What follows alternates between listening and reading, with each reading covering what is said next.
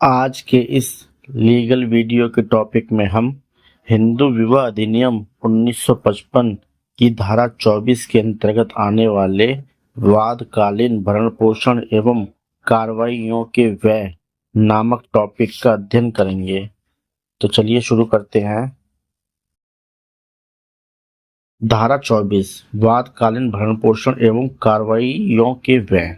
हिंदू विवाह अधिनियम 1955 की धारा 24 में वादकालीन भरण पोषण और कार्रवाइयों के व्यय की व्यवस्था की गई है।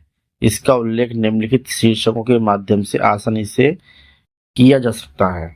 ए पॉइंट आता है धारा 24 का प्रावधान, जहां की इस अधिनियम के अधीन वाली किसी कार्रवाई में न्यायालय को यह प्रतीत होता है कि अपने पालन और कार्रवाई के आवश्यक व्ययों के लिए यथास्थिति पत्नी या पति की अपनी पर्याप्त स्वतंत्र आय नहीं है, वहां पति या पत्नी के आवेदन पर प्रत्युत्तरदाता या प्रत्युत्तरदात्री को आदेश दे सकेगा कि वह याचिकादात्री या याचिकादाता की कार्रवाई में लगने वाले व्यय दे, और जो राशि याचिकादाता या याचिकादात्री की अपनी आय और प्रत्युत्तरदाता या प्रत्युत्तरदात्री की आय को ध्यान में रखकर न्यायालय को युक्तियुक्त लगे, वह राशि कार्रवाई के दौरान प्रतिमास दे।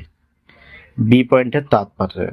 धारा 24 में कहा गया है कि यदि पति पत्नी में मुकदमेबाजी शुरू हो जाती है और किसी पक्षकार के पास मुकदमे की कार्रवाई के लिए धन नहीं है या अपना भरण पोषण करने के लिए धन नहीं है, तो न्यायालय ऐसे पक्षकार की प्रार्थना पर यह आदेश दे सकता है कि विवाह का दूसरा पक्षकार उसे मुकदमे की कार्रवाई के लिए या भरण पोषण के लिए या दोनों के लिए धन दे।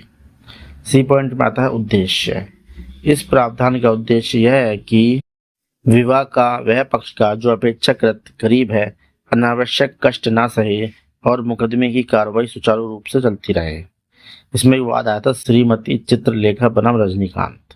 इस मामले में दिल्ली उच्च न्यायालय ने यह कहा कि धारा 24 का उद्देश्य यह है कि मुकदमे की कार्रवाई आसानी से चलती रहे और अपेक्षाकृत गरीब पक्षकार को अनावश्यक कष्ट न उठाना पड़े। डी पॉइंट में आता है पति या पत्नी। धारा 24 का अनुतोष पति या पत्नी दोनों को दिलवाया जा सकता है, क्योंकि धारा 24 में प्रत्युत्तरदाता शब्द लिखा हुआ है।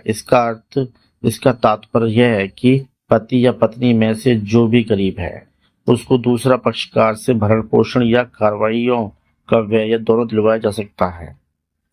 इसमें वाद आया था कि राजकुमारी बनाम त्रिलोक सिंह। इस मामले में इलाहाबाद उच्च न्यायालय ने यह निर्धारित किया कि हिंदू विवाह अधिनियम की धारा 24 में जो गरीब है उसे अमीर पक्षकार से भरण पोषण दिलवाया जा सकता है। न्यायालय ने यहाँ पर यह निर्णित किया कि इस धारा के अंतर्गत संतानों को भरण पोषण नहीं दिलवाया जा सकता। यदि संतानों को भरण पोषण चाहिए तो उन्हें धारा 125 का सहारा लेना होगा, किंतु गुजरात उच्च न्यायालय ने रिमेनी मेनन बनाम केजी ओमना गौतम के मामले में गुजरात उच्च न्यायालय ने निर्धारण किया कि इस धारा के अंतर्गत बच्चों को भी भरण पोषण दिलवाया जा सकता है। इतना ही नहीं, शिक्षा भी भरण पोषण में शामिल है। ई पॉइंट आया था प्रारंभ। धारा 24 के अंतर्गत मिलने वाला भरण पोषण का अधिकार उसी समय शुरू हो जाता है जब मुकदमा अर्थात धारा 9 से धारा 13 तक में कोई भी दायर होता है, किंतु यह मिलता तब है जब इसके लिए याचिका दायर की जाती है। याचिका दायर होने के पश्चात भी यह उस पक्षकार को तभी मिलता है जब न्यायालय संतुष्ट हो।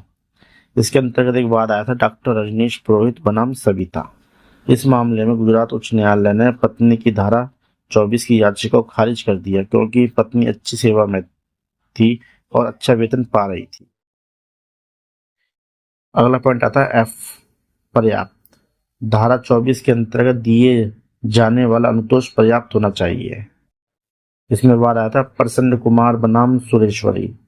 इस मामले में उड़ीसा उच्च न्यायालय ने यह निर्धारित किया कि विशेष परिस्थितियों के अभाव में पति की संपूर्ण आय का 1/5 भाग भरण पोषण के रूप में दिलवाया जाना चाहिए। एक अगला वाद आया था आशीष गुप्ता बनाम नलिनी गुप्ता। इस मामले में पति की आय 1 लाख रुपए प्रति माह थी। दिल्ली उच्च न्यायालय ने यह निर्णित किया कि पति पत्नी को भरण पोषण के रूप में 33,000 रुपये महीने देने के लिए पति को आदेशित किया। अगला पॉइंट है जी पॉइंट, अंत। यह भरण पोषण तब समाप्त हो जाता है जब मुकदमा समाप्त हो जाता है। ध्यान देने की बात यह है कि ऐसा भरण पोषण पाने वाले व्यक्ति का भरण पोषण तब बंद नहीं कर दिया जाएगा जब उससे किसी सगे संबंधी ने उसे कुछ आभूषण दे दिया है या कुछ धन दे दिया है। इसमें एक बात आया था, राधिका बाई बनाम साजू राम। इस मामले में मध्य प्रदेश उच्च न्यायालय ने यह निर्धारित किया कि भले ही पत्नी को उसके किसी संबंधी ने कुछ या अधिक आभूषण दे दिए हैं तो इससे उसे धारा 24 के अनुतोष से वंचित नहीं किया जाएगा। अगला पॉइंट आया समस्या, एच पॉइंट। ध्यान देने की बात यह है कि धारा 24 का अनुतोष पाने वाले व्यक्ति का आचरण यदि गिर जाता है तो भी उसको इससे वंचित नहीं किया जाएगा। ब्रजलाल बनाम श्रीमती माया देवी में कहा गया है। दोस्तों, उम्मीद करता हूँ ये टॉपिक आपको पसंद आया होगा। आपकी सहायता एवं सहूलियत के लिए इस टॉपिक का PDF